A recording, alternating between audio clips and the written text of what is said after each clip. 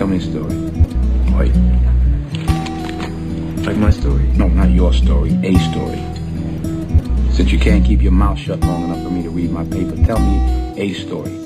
And anytime you beg another man to set you free, you will never be free. Freedom is something that you have to do for yourselves. What price are you talking about?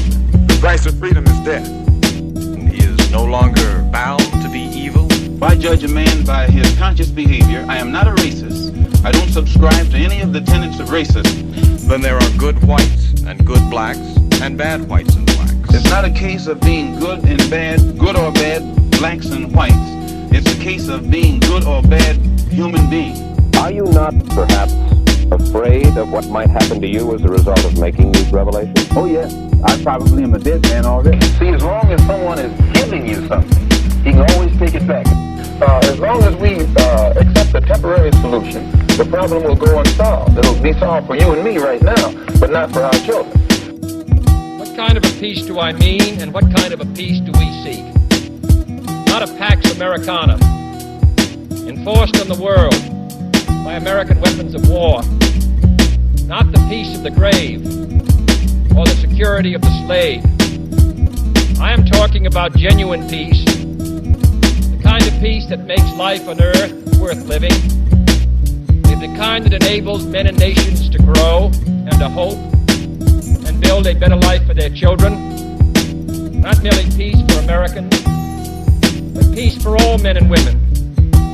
Not merely peace in our time, peace in all time. So let us not be blind to our differences, but let us also direct attention to our common interests and the means by which those differences can be resolved. And if we cannot end now our differences, at least we can help make the world safe for diversity. For in the final analysis, our most basic common link is that we all inhabit this small planet. We all breathe the same air. We all cherish our children's futures. And we are all mortal. When we look at modern man, we have to face the fact that modern man suffers from a kind of poverty of the spirit,